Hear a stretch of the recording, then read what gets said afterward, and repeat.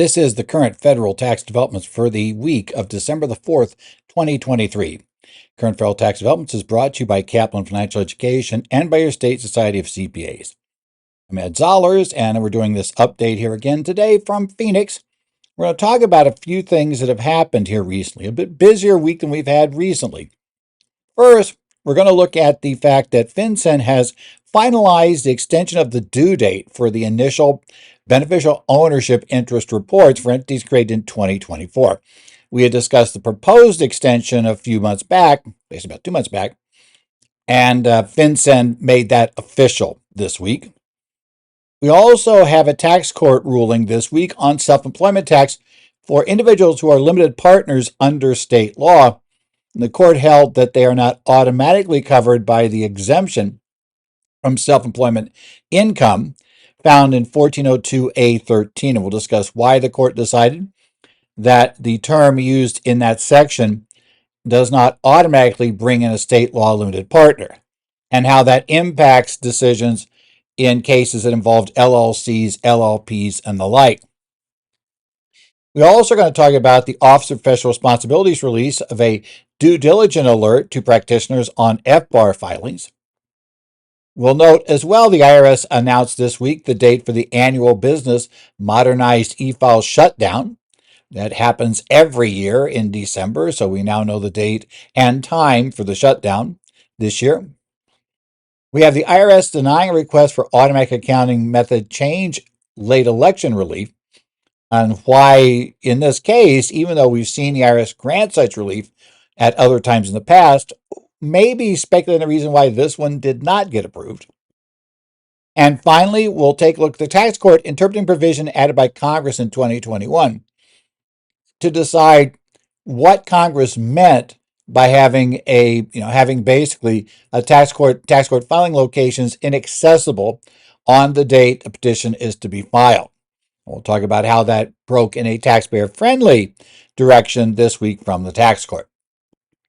So let's start talking about this financial, FinCEN, so the Financial Crimes Enforcement Network's beneficial ownership information reporting system that was added by the Corporate Transparency Act by Congress back in 2020, and which has now become officially part of the law, will become an issue we'll have to deal with beginning in 24.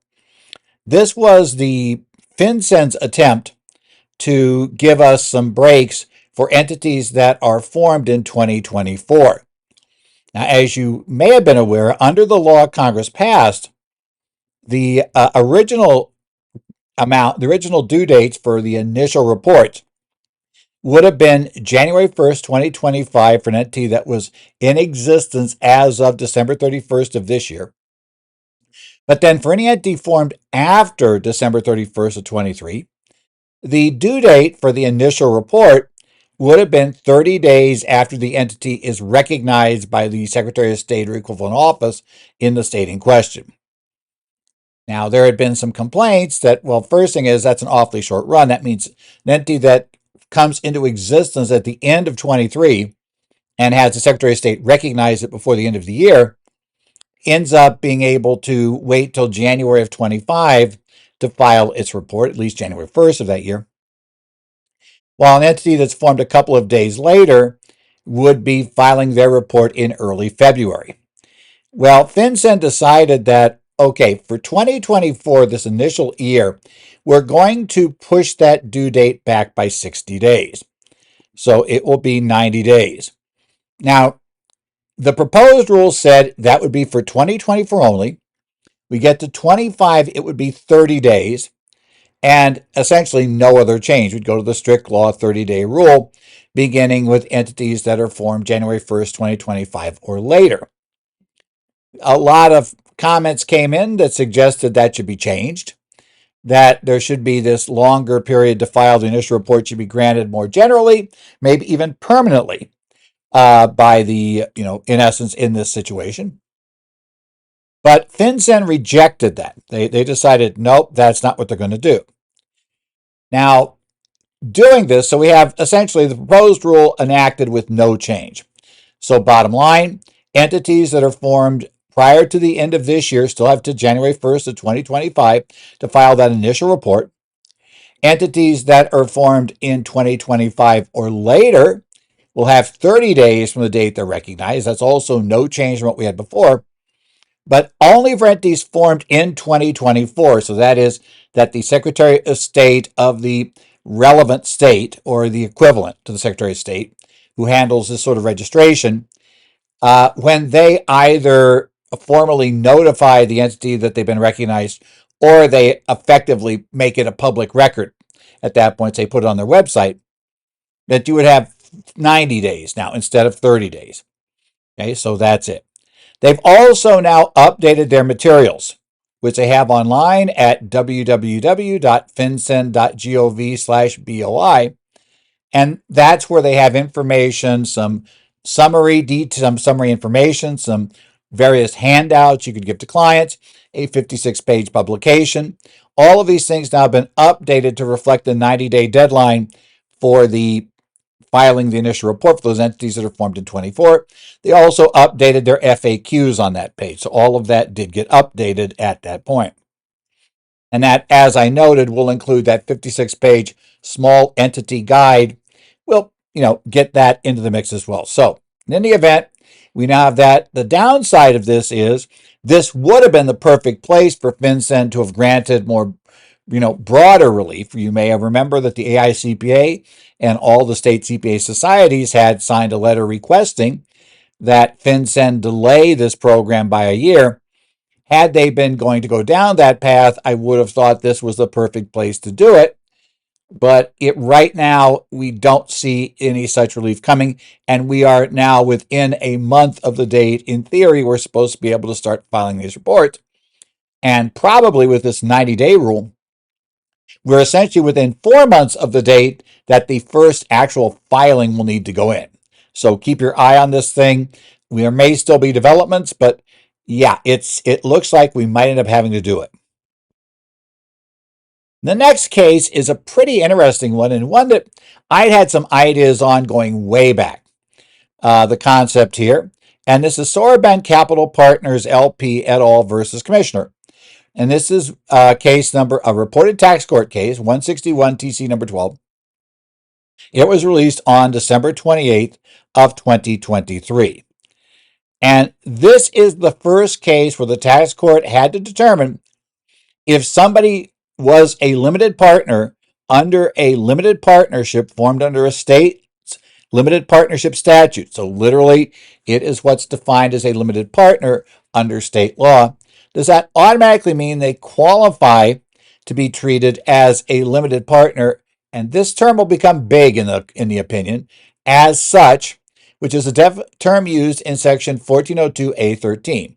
Generally, 1402A13 provides that if you are a partner in a partnership, but you're a limited partner as such, and I've got to keep putting those two words on the end because that's going to be important from the court's perspective, then generally, except for amounts received by you as guaranteed payments for services actually performed, you do not pick up the other items flowing out of the partnership as part of self-employment income, even if otherwise they would be included under the general rule of 1402A. So they're not exempted for other reasons.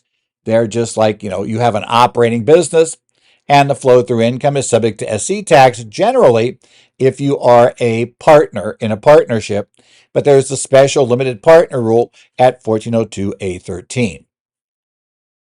We have already know that the Rankmeyer decision from 2011 and then later decisions such as Castigliola, they imposed a functional test on individuals who were members of an LLC, LLP, or other such various entities. Now, key thing to note about that, under state law, individuals who are members in an LLC or LLP are not limited partners. And I say that because the states have limited partnership statutes, and that is a very specific entity type. LLCs were formed and basically were structured in Wyoming years ago, specifically to work around the problems we had with limited partnerships, to attempt to still be able to get full liability protection, but not have to expose one partner to basically exposure for all liabilities. We didn't have to have a general partner member. And LLPs are similarly wrappers around these otherwise general partnerships. There are various other structures. So those weren't limited partners under state law. Now, I thought that was interesting back in the day before 2011. I used to have some back and forth discussions, especially with Lynn Nichols. And he had a different view on this than I did. I thought, going back to some case law from around 2000, where we had found that a limited partner, essentially, if you were a limited partner or not, was determined by whether you were a state law limited partner for 1402. And there was a question, one particular case, could somebody be a limited partner? Could somebody essentially be passive, have passive activity income coming from their interest in a partnership, because it was a case of a general partnership and a partner was just a money person only, had no participation whatsoever? Could that person nevertheless still be subject to self-employment tax?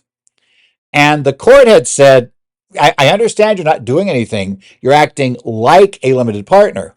But, we're saying that, sorry, you're not a limited partner under state law. The general rule is you have to pay tax on this.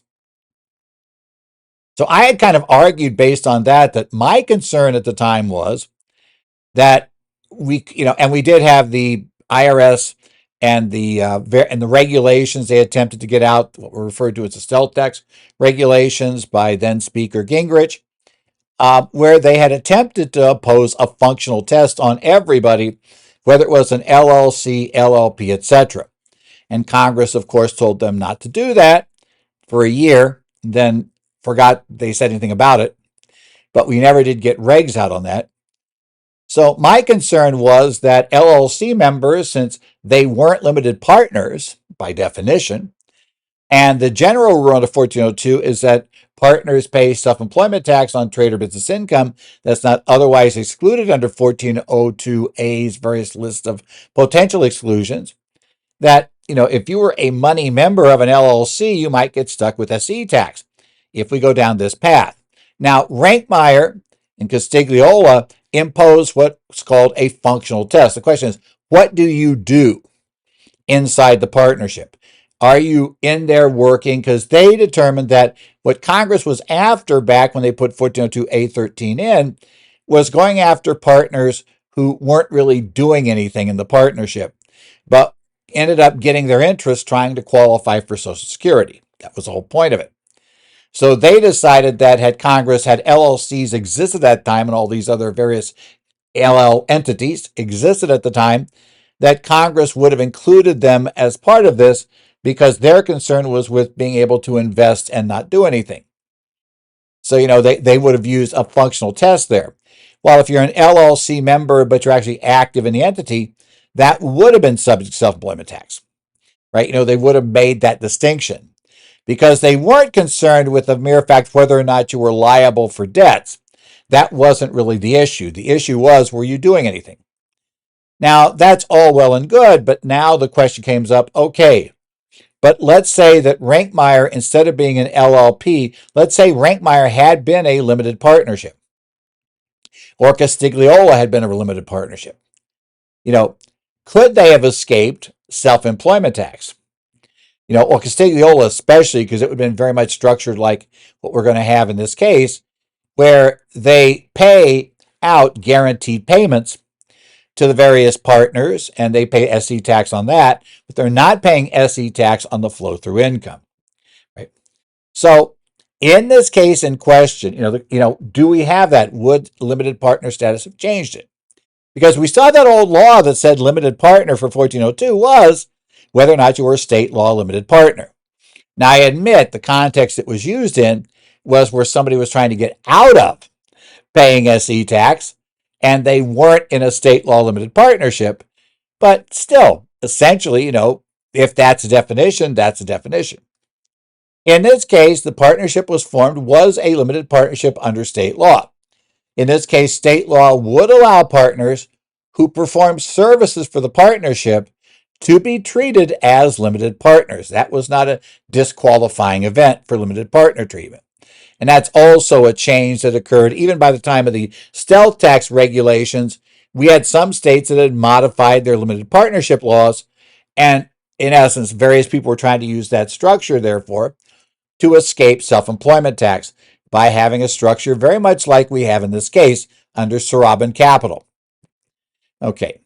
Now, each limited partner was paid a guaranteed payment, which was shown as self-employment income on their K-1, and then an allocation of the remaining income that didn't go out as guaranteed payments to the various partners, and that amount was not shown as subject to self-employment tax for the partners, limited partners.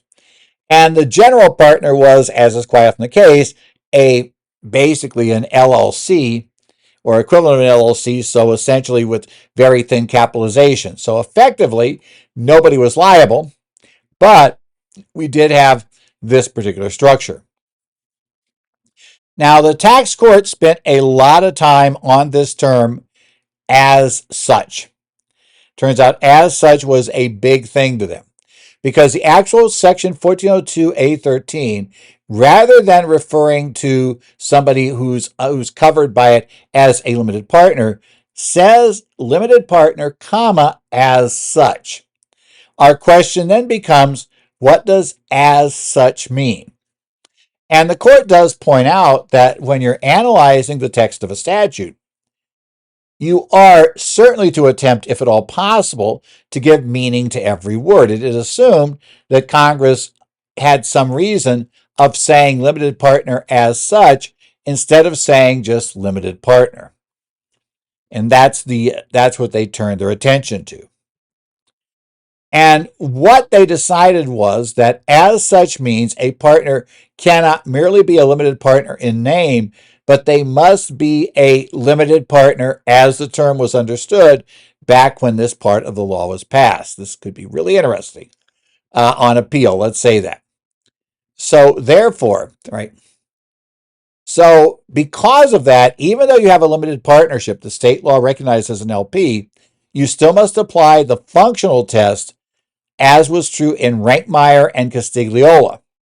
That those functional tests, we look at how much time do the partners spend, are they involved, are they service partners, all that sort of background has to be tested, and that will determine whether or not they're considered a limited partner as such to be able to get this exemption from self-employment income. Now, this decision was on a motion for summary judgment.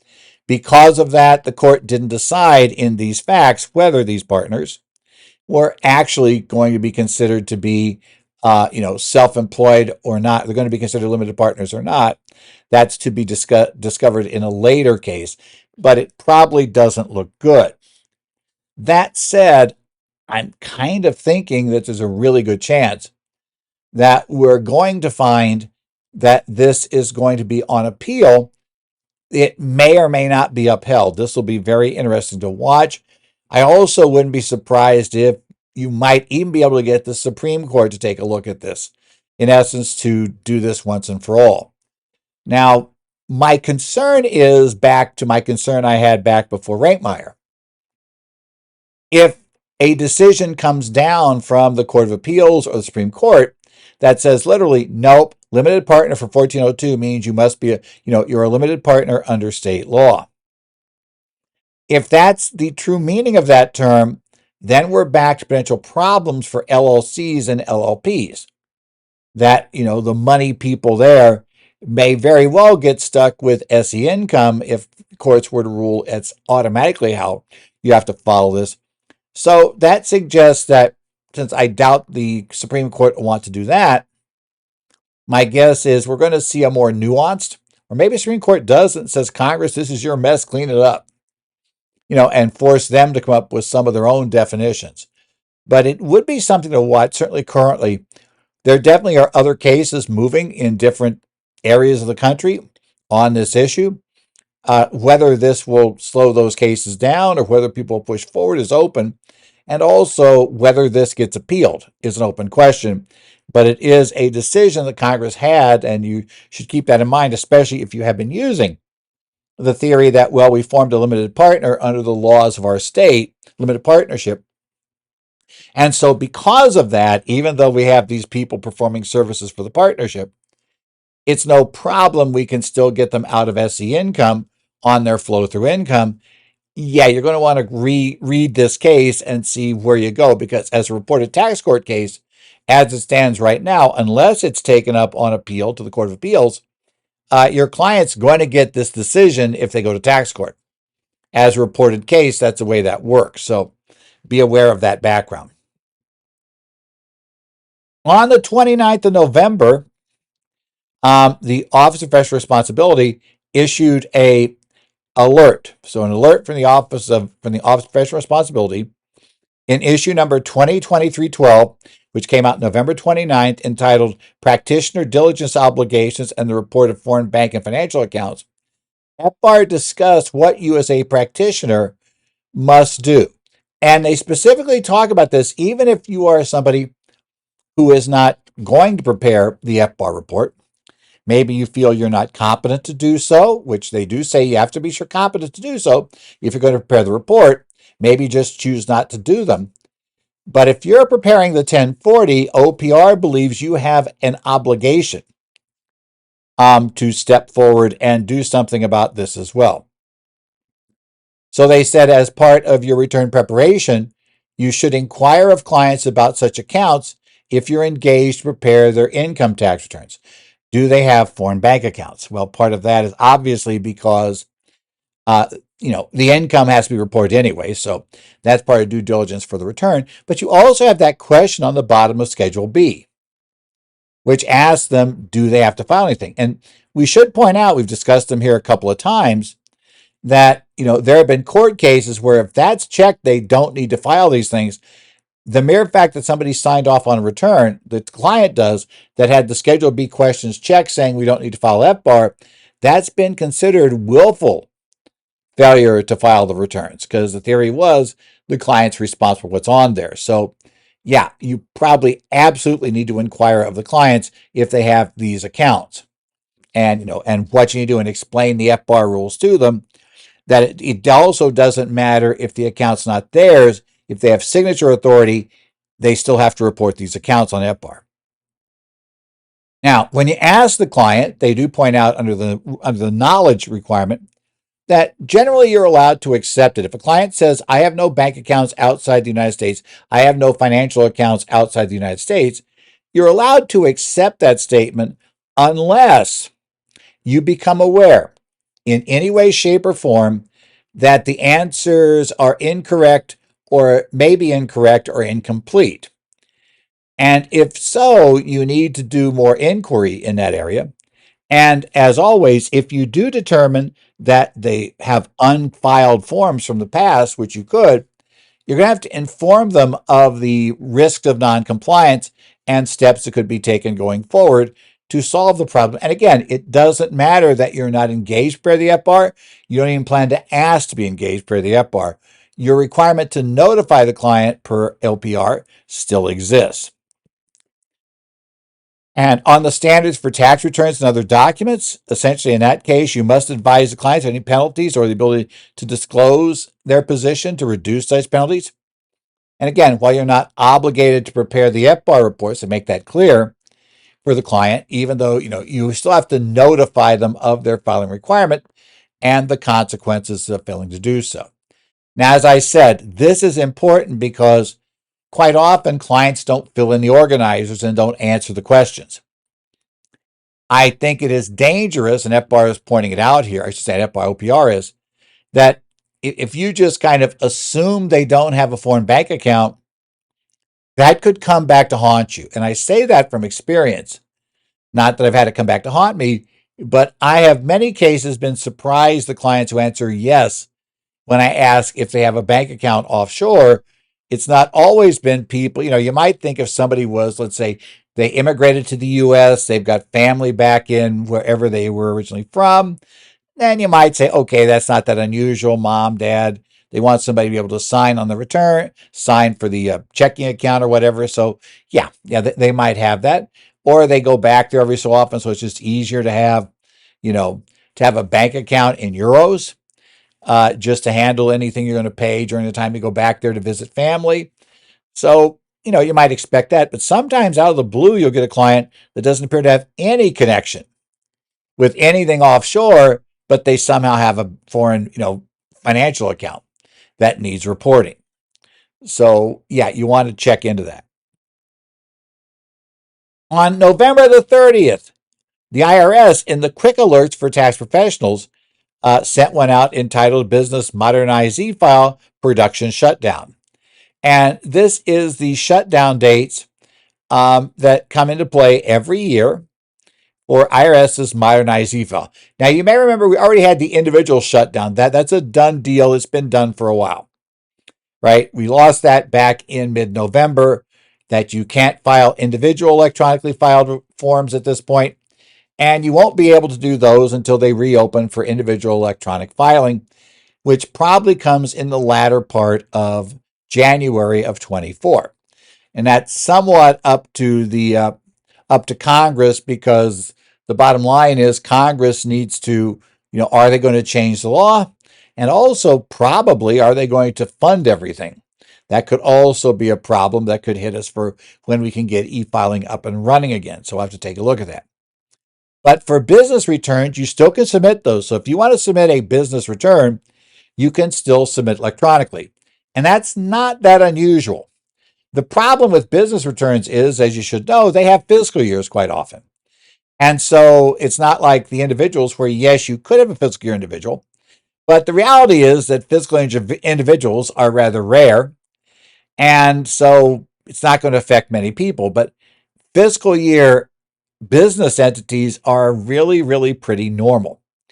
So generally, the IRS tries to not have this shutdown go over a 15th of a month.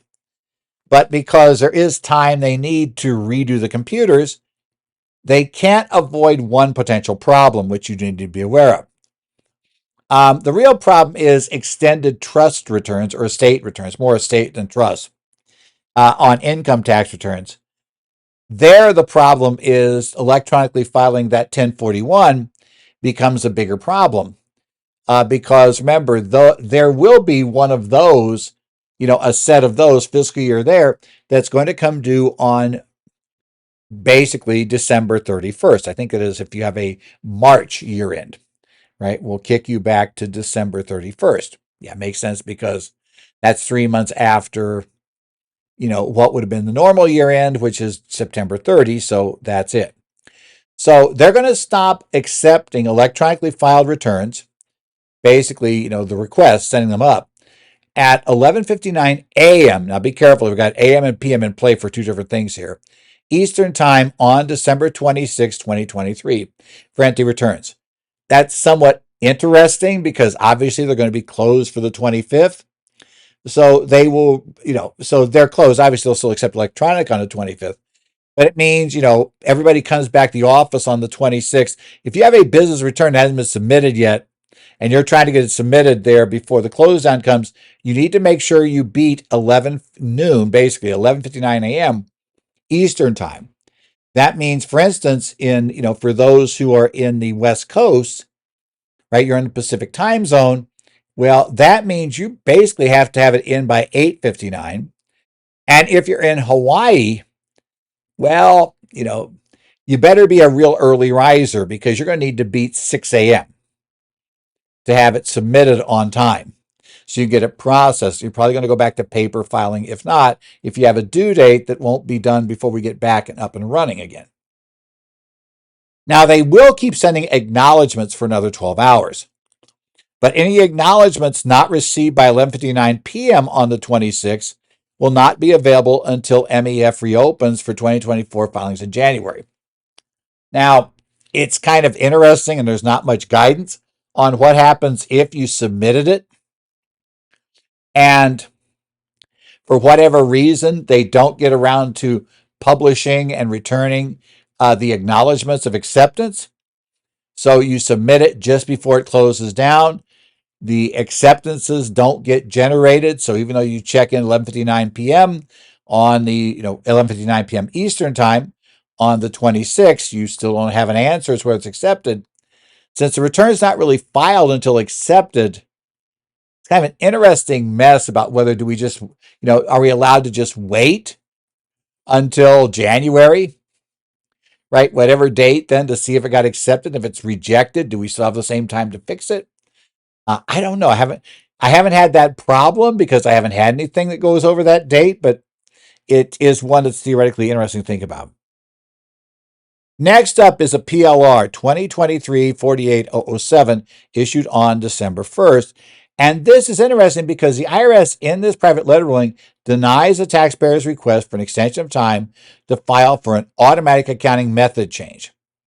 They're looking at a couple of the small business accounting method change options to not have to follow along with 263 Cap A Unicap reporting and also to do the special inventory reporting under 472. Right? So what it is, the taxpayer wished to make an automatic change of accounting methods under those two provisions, and they plan to file the returns with the Form 3115 because these are both automatic changes that if you meet the requirements, it can be automatically changed. And for automatic changes, what you have to do is timely file your return. With your original return, submit one copy of the 3115 and then send a second copy of the 3115 to, these days, the IRS in Ogden. The various offices, they change from time to time, so you always got to double check where they're going. They used to go to DC. I think we're in Cincinnati for a while, so you always double check that. But they were ready and able to do that. And in fact, they went ahead and they had the return prepared by a CPA firm who, it appears, prepared a 3115, prepared all the information, sent the return to the taxpayer, and it was going to be electronically filed. So they sent the return to the taxpayer and sent the electronic filing forms with it and presumably told them, you need to sign these so we can get the return filed. Now, for whatever reason, the taxpayer did not return the electronic filing authorization forms. Okay. Well, that is a problem because obviously the return can't be filed until those are returned, and the return was not filed. But you might wonder, did the CPA firm contact them and try to say, hey, we need these forms. We don't have them yet. I know every year I got to chase down a few where somebody's sitting on them. And it's like, we're coming up on the due date. It's like, I realize you're checking the return or whatever you're doing. Usually they're not. Usually they just forgot, and aren't doing it. But, can you please send me these forms? We need to have the electronic filing authorization. Now, the CPA's due date monitoring system wasn't triggered. And this is a little weird because somehow their due date system, they didn't get it started and going until they actually got the authorization form in hand.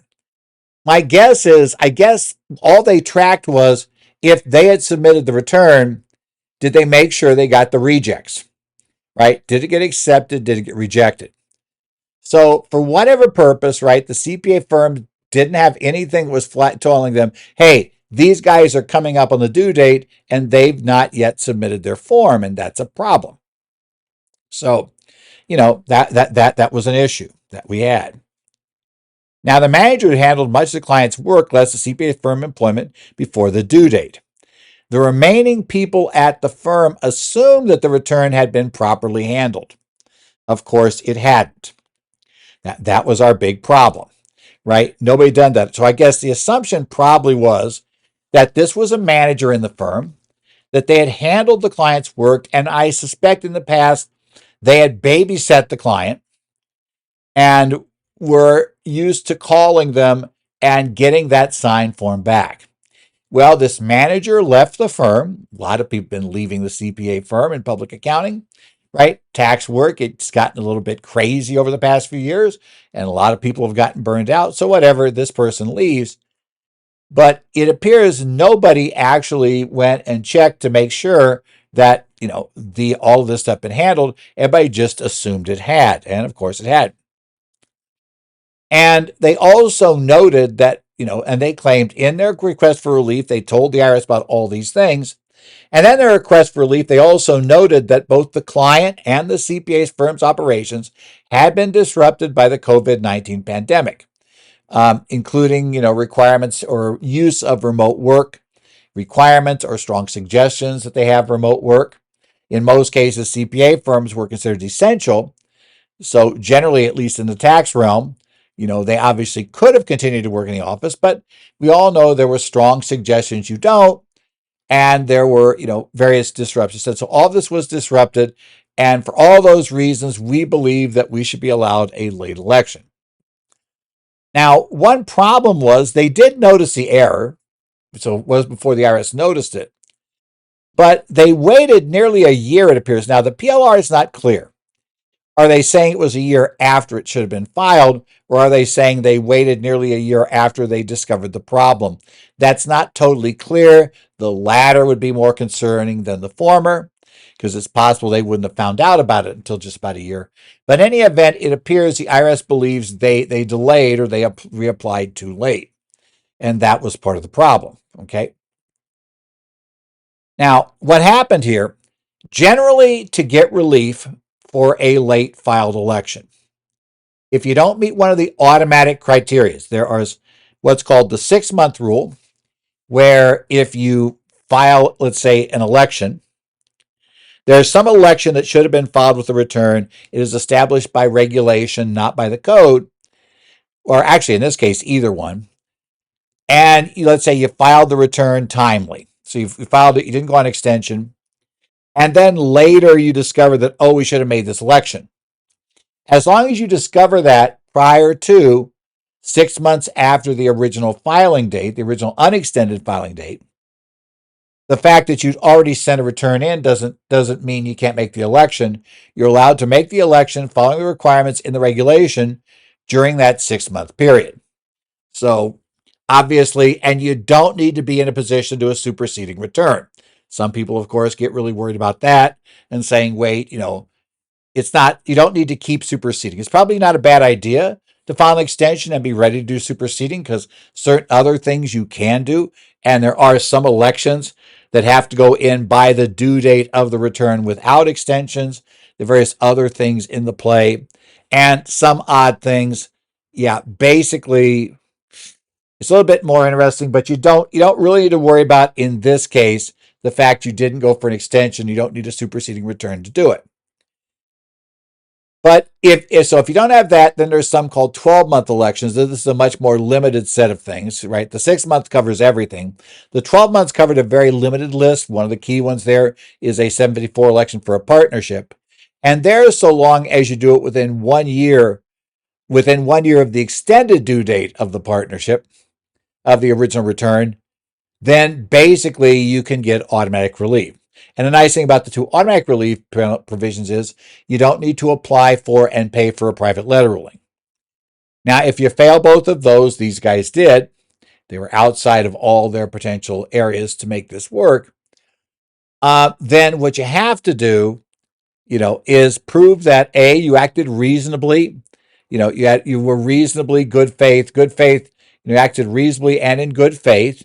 And then number 2, that granting relief would not prejudice the interests of the government. Now, the problem here is the IRS decided that they had not established, and the terms that is used in the reg is unusual and compelling circumstances, that these were not. I think a real problem was they were sitting on way too many errors, right? There are a whole bunch of things that should have caught this. It should have had it come up quicker, but none of them did. But we can speculate a little bit about maybe what part of this might have been fatal. I think a real problem here is the taxpayer's failure to execute the authorization. The date the return is due to be filed is not really set by statute, not regulation. And the fact that they failed to file on time, that just looks like being sloppy. Right? Not really acting in good faith and taking reasonable business care to assure that your returns are filed on time. So I would not doubt that was one of the big reasons why there's no relief. We also probably, at least implied, is the IRS felt they should have acted faster once they discovered the error, but they failed to do so. They sat on it. Who knows if they were debating whether or not they should wait on it. They probably won't catch it, which they probably wouldn't. or whether some circumstance came up. Now, sometimes in a case like this, you may very well file. The circumstance that came up was a buyer showed up suddenly, and now the buyer wants this cleaned up. So that's why now they have to go to the IRS and ask, and now they've been turned down. Well, yeah, well, the IRS knows what you should have done, so you got to go back, do the prior returns the way you should have, pay any tax differences there, and then go ahead and make your change of method when you file this year's return. Then you can go ahead and make your change of method because they should still qualify for that. Finally, we have a tax court case here of Saul versus Commissioner, 161 TC number 13, second reported case in same week. This one came out on November 30. And this is looking at a provision, section 7451B, that Congress added in the infrastructure bill back in 2021.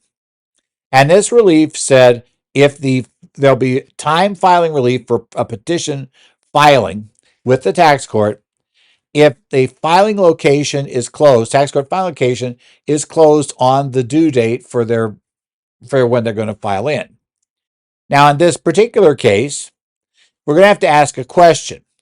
The way the law is written, does it only work if the taxpayer was planning to file at the location that's closed and actually uses that location after it reopens, or maybe does it just not count if there were other ways? For instance, in the case we have here, while the office of the clerk of the tax court was closed on the day after Thanksgiving, you could still use the electronic filing system for tax court petitions. And we should point out, the clerk's office is in D.C. The taxpayer lived in Colorado. It seems wildly unlikely, and in fact the taxpayer didn't, that the taxpayer would have walked the petition in to the clerk's office in D.C.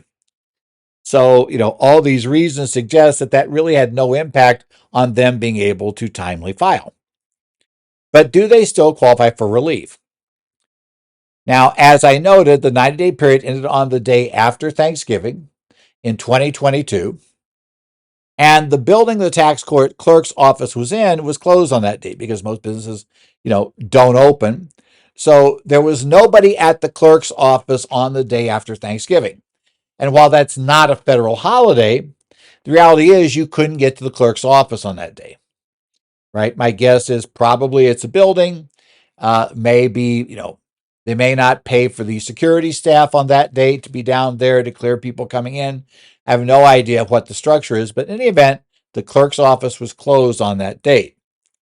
But you could still file electronically, and if you do what I would strongly suspect we all think the taxpayer is going to do if they don't file electronically, the petition, the post offices were open on that date too, so you could have easily mailed the return in.